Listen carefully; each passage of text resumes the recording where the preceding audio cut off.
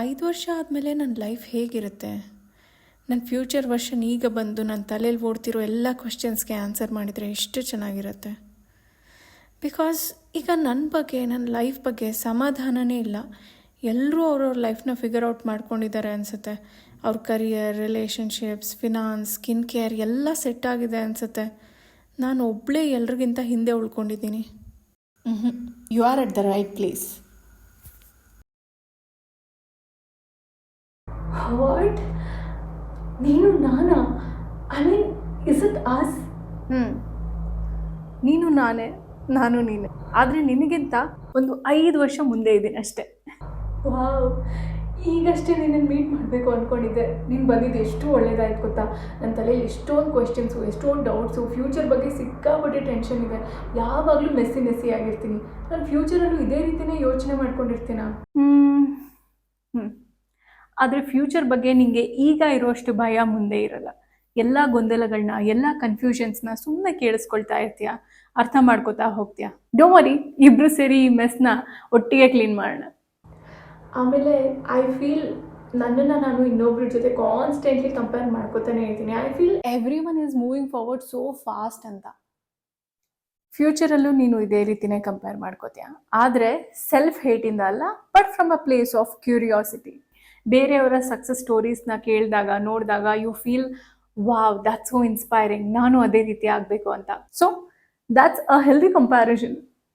And the guilt, ನನಗೊಂಚೂರು rest ಮಾಡಿದ್ರೆ guilty feel ಆಗುತ್ತೆ, ಅಥವಾ ಇನ್ನೊಬ್ರಿಗೆ ನೋ ಹೇಳಿದ್ರೆ ಗಿಲ್ಟಿ ಫೀಲ್ ಆಗುತ್ತೆ.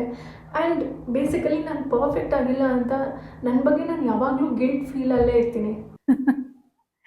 24/7 ಕೆಲಸ ಮಾಡ್ತಾ ಇರೋದಕ್ಕೆ ನೀವು ರೋಬೋಟ್ ಅಲ್ಲ madam, you are a human beings. ಎಲ್ಲ ಟೈಮಲ್ಲೂ ಪ್ರೊಡಕ್ಟಿವ್ ಆಗಿರೋಕ್ಕಾಗಲ್ಲ. ನಮಗೆ ನಮ್ಮದೇ ಆದಂತಹ ಥಾಟ್ಸ್, ಎಮೋಷನ್ಸ್, ಫೀಲಿಂಗ್ಸ್ ಎಲ್ಲ ಇರುತ್ತೆ. ಸೊ ಆಗಾಗ physically, emotionally, mentally break down ಆಗ್ತಾ ಇರ್ತೀವಿ. ಸೊ ಆಗಾಗ ರೆಸ್ಟ್ ತೊಗೊಳ್ಳೋದು ಆಪ್ಷನ್ ಅಲ್ಲ, but it's a compulsion. And ನೀನು ಅಂದ್ಕೊಳ್ತಾ ಇರುವಂತಹ perfection, it's a myth. And ನೀನು ಬೇರೆಯವ್ರಿಗೆ ನೋ ಹೇಳಿದಾಗ ಅದು ರಿಜೆಕ್ಷನ್ ಅಲ್ಲ, ಬಟ್ ನಿನಗೆ ನೀನು ಕೊಟ್ಕೊಳ್ಳುವಂತಹ ಪ್ರೊಟೆಕ್ಷನ್, ಇಟ್ಸ್ ಅ ಹೀಲಿಂಗ್ ಅನ್ನೋದನ್ನ ನೀನು ನಿಧಾನವಾಗಿ ಅರ್ಥ ಮಾಡ್ಕೋತಾ ಹೋಗ್ತೀಯ. Okay, can I ask you something serious? Of course. ನಾನು ಮಾಡ್ತಾ ಇರೋದು ಸರಿಗಿದೆಯಾ ಅಂದರೆ, ಈಗ ನಾನು ನನ್ನ ಲೈಫ್ ಬಗ್ಗೆ ತೊಗೊಳ್ತಾ ಇರೋಂತಹ ಡಿಸಿಷನ್ಸ್, ಮೇ ಬಿ ಲೈಕ್ ನನ್ನ ಕರಿಯರು, ನನ್ನ ಫಿನಾನ್ಸು, ರಿಲೇಷನ್ಶಿಪ್ಸು, ಇದ್ರ ಬಗ್ಗೆ ಎಲ್ಲ ನಾನು ತೊಗೊಳ್ತಾ ಇರೋ ಡಿಸಿಷನ್ ಕರೆಕ್ಟ್ ಇದೆ ಅಂತ ನಿಂಗೆ ಅನ್ಸುತ್ತಾ? ನೀನು ನಿನ್ನ ಲೈಫಲ್ಲಿ ಎಷ್ಟು ದೂರ ಬಂದಿದೆಯಾ ಅಂತಲೇ ನೀನು ಅರ್ಥ ಮಾಡ್ಕೋತಾ ಇಲ್ಲ. ನೀನು ಅಂದ್ಕೊಂಡಿರೋದಕ್ಕಿಂತನೂ ನಿನ್ನ ಲೈಫ್ ತುಂಬಾ ಚೆನ್ನಾಗಿದೆ. ಮೋಸ್ಟ್ಲಿ ನೀನು ಚಿಕ್ಕ ವಯಸ್ಸಲ್ಲಿದ್ದಾಗ ನೀನು ಫ್ಯೂಚರಲ್ಲಿ ಇಷ್ಟು ಮೆಚ್ಯೂರ್ ಆಗಿರ್ತೀಯ, ಜನರನ್ನ, ಸಿಚುವೇಶನ್ಸ್ನ ಇಷ್ಟು ಸೆನ್ಸಿಬಲ್ ಆಗಿ, ರೆಸ್ಪಾನ್ಸಿಬಲ್ ಆಗಿ ಹ್ಯಾಂಡಲ್ ಮಾಡ್ತೀಯ, ಇಷ್ಟು ಕಾನ್ಫಿಡೆಂಟ್ ಆಗಿರ್ತೀಯ ಅನ್ನೋದು ನಿನಗೆ ಚಿಕ್ಕ ವಯಸ್ಸಲ್ಲೇ ಗೊತ್ತಾಗಿದ್ರೆ, wow, I am such a super star ಅಂತ ನಿನ್ಗೆ ಅನ್ಸಿರ್ತಿತ್ತು. ಏನೇ ಯೋಚನೆ ಮಾಡು, ಫಾರ್ ಸೋ ಮೆನಿ ಇಯರ್ಸ್ ಯಾರು ಏನೇ ಹೇಳಿದ್ರು ಬೇಗ ಇನ್ಫ್ಲುಯೆನ್ಸ್ ಆಗಿ ಹೋಗ್ತಾ ಇದ್ದೆ. ನಿಂದೇ ಆದಂತಹ ಒಂದು ಎಥಿಕ್ಸ್ ಇರಲಿಲ್ಲ, ವ್ಯಾಲ್ಯೂಸ್ ಇರಲಿಲ್ಲ. ಬಟ್ ಈ ನಡುವೆ ನಿನ್ನನ್ನು ನೀನು ಕ್ವೆಶ್ಚನ್ ಮಾಡ್ಕೋತೀಯ, ನಿನ್ನ thoughts, emotions, patterns and situations ಎಲ್ಲದನ್ನು ಅನಲೈಸ್ ಮಾಡ್ತೀಯ. ನಿನ್ನಲ್ಲಿ ಏನು ಚೇಂಜಸ್ ಆಗಿದೆ, ಏನು ಚೇಂಜಸ್ ಆಗಬೇಕು ಅನ್ನೋದ್ರ ಕಡೆ ಗಮನ ಕೊಡ್ತೀಯ. ಆ್ಯಂಡ್ ಏನು ಆ್ಯಕ್ಷನ್ ಬೇಕೋ ಆ ಆ್ಯಕ್ಷನ್ನ ತೊಗೊಳ್ತೀಯ. So it's not a confusion, but clarity in progress. And I am so proud of you. That's so true. ನಾನು ಯಾವಾಗಲೂ ನನ್ನ ಬಗ್ಗೆ ಕ್ರಿಟಿಸೈಸೇ ಮಾಡ್ಕೋತಾ ಇದ್ದೆ, ನನ್ನಲ್ಲಿ ಅದು ಸರಿ ಇಲ್ಲ, ಇದು ಸರಿ ಇಲ್ಲ ಅಂತ. ನಾನು ಪಾಸಿಟಿವ್ ಆಗಿ ಎಷ್ಟು ಚೇಂಜ್ ಆಗಿದ್ದೀನಿ ಅಂತ ನಾನು ರಿಯಲೈಸೇ ಆಗಿರಲಿಲ್ಲ. That feels so nice. Thank you so much ಅಂತ ಹೇಳಿದ್ದಕ್ಕೆ. ಆ್ಯಂಡ್ ನಾನು ಇನ್ನು 5 ವರ್ಷದಲ್ಲಿ ನಿನ್ನ ಥರ ಆಗಬೇಕು ಅಂತ ಅಂದರೆ ನನ್ನಲ್ಲಿ ನಾನು ಏನು ಚೇಂಜ್ ಮಾಡ್ಕೋಬೇಕು ಅಂತ ನಿಂಗೆ ಅನಿಸುತ್ತೆ? ಫ್ಯೂಚರ್ ಬಗ್ಗೆ ತುಂಬ ತಲೆ ಕೆಡಿಸ್ಕೊಳ್ಳೋದನ್ನ ನಿಲ್ಲಿಸು. ಎಲ್ಲನೂ ನೀನು ಕಂಟ್ರೋಲ್ ಮಾಡೋಕ್ಕಾಗಲ್ಲ. ಆ್ಯಂಡ್ ಬೈ ದ ವೇ, ಅದು ನಿನ್ನ ವೀಕ್ನೆಸ್ ಅಲ್ಲ, but that's your blessing. And ನಿಂಗೆ ಇನ್ನೊಂದು ಸಜೆಷನ್ ಅಂತ ಅಂದರೆ, ಎಲ್ಲನೂ ಪರ್ಫೆಕ್ಟ್ ಆಗಿರಬೇಕು, ನಾನು ಪರ್ಫೆಕ್ಟ್ ಆಗಿರಬೇಕು ಅಂತ ತುಂಬ ತಲೆ ಕೆಡಿಸ್ಕೋಬೇಡ. ನಿನಗೆ ಪರ್ಫೆಕ್ಟ್ ಅಂತ ಅನ್ನಿಸ್ತೇ ಇರೋದು ಇನ್ನೊಬ್ರಿಗೆ ವಾವ್ ಪರ್ಫೆಕ್ಟ್ ಅಂತ ಅನ್ನಿಸ್ಬೋದು. So perfection is just a perception, my dear. And ನಿನ್ನನ್ನು ನೀನು ತುಂಬ ಟೈಟಾಗಿ ಹೋಲ್ಡ್ ಮಾಡಿಟ್ಕೋಬೇಡ. Just loosen yourself a bit, just live your life. Even this version, like Ninna, messy, confused version, even this deserves happiness too. ನಂಗೆ already ತುಂಬ ಲೈಟಾಗಿ feel ಆಗ್ತಾ ಇದೆ. Thank you so much for coming. And ಒಂದು ವಿಷಯ, ನಾನು ಇದುವರೆಗೂ ಯಾರ ಜೊತೆನೂ ಡಿಸ್ಕಸ್ ಮಾಡಿಲ್ಲ, ಮಾತಾಡಲ್ಲ ಅದ್ರ ಬಗ್ಗೆ, ಬಟ್ ನಿನ್ನ ಹತ್ರ ಕೇಳಬೇಕು ಅನ್ನಿಸ್ತಾ ಇದೆ. Can I ask you? ನಿನಗೆ ಸಾವಿನ ಬಗ್ಗೆ ಈಗಲೂ ಭಯ ಇದೆಯಾ? ಡೆತ್ನ ನೆನೆಸ್ಕೊಂಡಾಗೆಲ್ಲ ನಂಗೆ ತುಂಬ ಒಂಥರ ಭಯ ಆಗುತ್ತೆ. I feel so anxious. ಅಂದರೆ ಈ ಲೈಫೆಲ್ಲ ಟೆಂಪ್ರರಿ ಅಲ್ವಾ? ಐ ಡೋಂಟ್ ನೋ, ಬಟ್ ನಾನು ಪ್ರೀತಿಸೋರು ನನ್ನನ್ನು ಬಿಟ್ಟು ಹೋಗ್ತಾರೆ ಅಂತನ ನನಗೆ ಗೊತ್ತಿಲ್ಲ. ಬಟ್ ಡೆತ್ ಅಂತ ನೆನೆಸ್ಕೊಂಡ್ರೆ ನಂಗೆ ತುಂಬ ಒಂಥರ ಅನ್ಕಂಫರ್ಟೇಬಲ್ ಫೀಲ್ ಆಗುತ್ತೆ. ತುಂಬ ಒಂಥರ ಭಯ ಆಗುತ್ತೆ ನನಗೆ. Quite deep. I know that fear. In fact ಎಲ್ರಿಗೂ ಈ ಭಯ ಇದ್ದೇ ಇರುತ್ತೆ. ಆಲ್ಮೋಸ್ಟ್ ಎಲ್ರಿಗೂ. ಕೆಲವ್ರು ಹೇಳ್ಕೊತಾರೆ, ಕೆಲವ್ರು ಹೇಳ್ಕೊಳಲ್ಲ ಅಷ್ಟೇ. ಆ್ಯಕ್ಚುಲಿ ಈಗಲೂ ನೀನು ನಿನ್ನ ಲೈಫ್ನ ತುಂಬ ಹಿಡಿದಿಟ್ಕೊಳ್ಳೋಕ್ಕೆ, ಕಂಟ್ರೋಲ್ ಮಾಡೋಕ್ಕೆ ಟ್ರೈ ಮಾಡ್ತಾ ಇದೆಯಾ. ಅದಕ್ಕೆ ನಿಂಗೆ ಸಾವಂದರೆ ಅಷ್ಟು ಭಯ ಆಗೋದು. ನೀನು ದೇವರಲ್ಲಿ, ಅಂದರೆ ನೀನು ಯೂನಿವರ್ಸ್ ಅಂತ ಆದರೂ ಕರಿ, ಎನರ್ಜಿ ಅಂತ ಆದರೂ ಕರಿ, ಅಥವಾ ನೇಚರ್ ಅಂತ ಆದರೂ ಕರಿ, whatever it is. So ನಿನ್ನ ಹೈಯರ್ ಪವರ್ಗೆ ನಿನ್ನನ್ನು ನೀನು 100% ಸರೆಂಡರ್ ಮಾಡಿಕೊಂಡ್ರೆ ಈ ಭಯ ಹೋಗ್ತಾ ಹೋಗ್ತಾ ಕಡಿಮೆ ಆಗ್ತಾ ಹೋಗುತ್ತೆ. ನಿಂಗೆ ಭಜ ಗೋವಿಂದಂ ಸಾಂಗಲ್ಲಿ ಒಂದು ಲೈನ್ ನೆನಪಿದ್ಯಾ? ಪುನರಪಿ ಜನನಂ ಪುನರಪಿ ಮರಣಂ ಪುನರಪಿ ಜನನಿ ಜಠರೇ ಶಯನಂ. ಇದು ಬರೀ ಪೊಯೆಟ್ರಿ ಮಾತ್ರ ಅಲ್ಲ, ಬಟ್ ಇಟ್ಸ್ ಅ ಮಿರರ್. ನಾವು ಮತ್ತೆ ಮತ್ತೆ ಹುಟ್ತಾ ಇರ್ತೀವಿ, ಮತ್ತೆ ಮತ್ತೆ ಸಾಯ್ತಾ ಇರ್ತೀವಿ, and it's a cycle. So ನಾವು ಹುಟ್ತೀವಿ, ಸ್ವಲ್ಪ ಸಫರ್ ಮಾಡ್ತೀವಿ, ಸ್ವಲ್ಪ ದಿವಸ ಖುಷಿಯಾಗಿ ಬದುಕ್ತೀವಿ, and ಸಾಯ್ತೀವಿ.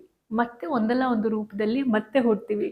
It's a natural process. ನೀನು ಅಷ್ಟೇ, ಎಷ್ಟು ಸರಿ ಹುಟ್ಟಿರ್ಬೋದು, ಎಷ್ಟು ಸರಿ ಸತ್ತಿರ್ಬೋದು, ಎಷ್ಟು ಸರಿ ಒಂದು ಹಸು ಆಗಿ, ಅಥವಾ ಒಂದು ಹುಲ್ಲಾಗಿ, ಅಥವಾ ಒಂದು ಮರ ಆಗಿ, ಒಂದು ಇರುವೆ ಆಗಿ, ಒಂದು ಮನುಷ್ಯಳಾಗಿ ಎಷ್ಟು ಸರಿ ಹುಟ್ಟಿರ್ಬೋದು, ಎಷ್ಟು ಸರಿ ಸತ್ತಿರ್ಬೋದು. ಈ ಸೈಕಲ್ ಎಷ್ಟು ಶತಮಾನಗಳಿಂದ ನಡೀತಾ ಇರ್ಬೋದು. ಜಸ್ಟ್ ಇಮ್ಯಾಜಿನ್ ಮಾಡ್ಕೊ. ಆ್ಯಂಡ್ ಮುಖ್ಯವಾಗಿ ಸಾವಿರೋದು ದೇಹಕ್ಕೆ, ಆತ್ಮಕ್ಕಲ್ಲ. ನಮ್ಮ ಆತ್ಮಕ್ಕೆ ಸಾವಿಲ್ಲ. Our soul is eternal. So ನೀನು ಹೆದರ್ಕೊಳ್ತಾ ಇರೋದು ಯಾವುದಕ್ಕೆ? ಹೇಗೆ ನಾವು ಹಳೆ ಬಟ್ಟೆಗಳನ್ನ ಬಿಸಾಕಿ ಹೊಸ ಬಟ್ಟೆನ ಹಾಕೋತೀವಿ, ಅದೇ ರೀತಿಯೇ ಟೈಮ್ ಬಂದಾಗ ನಮ್ಮ ದೇಹನ ಇಲ್ಲೇ ಬಿಟ್ಟು ಹೊಸ ಜನ್ಮದಲ್ಲಿ ಹೊಸ ದೇಹನ ತಗೋತೀವಿ.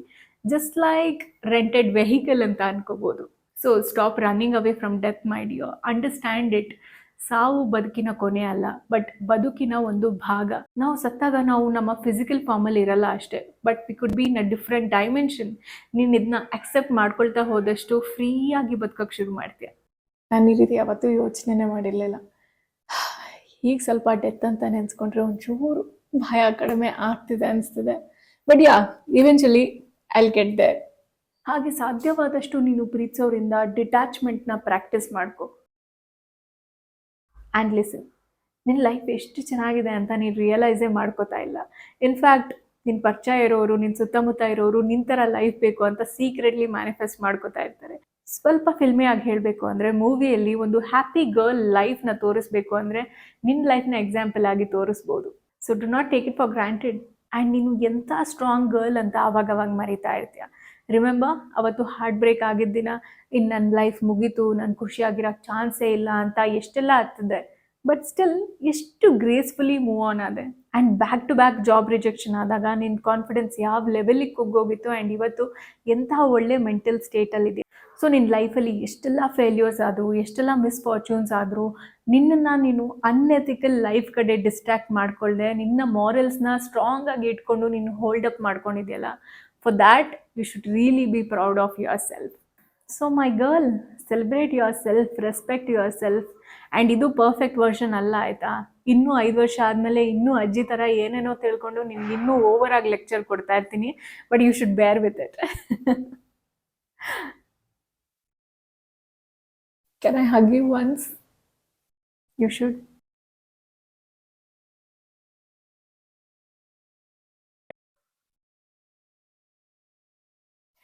ಸೊ ಇದು ದಿಶಾ ಸ್ಟೋರಿ.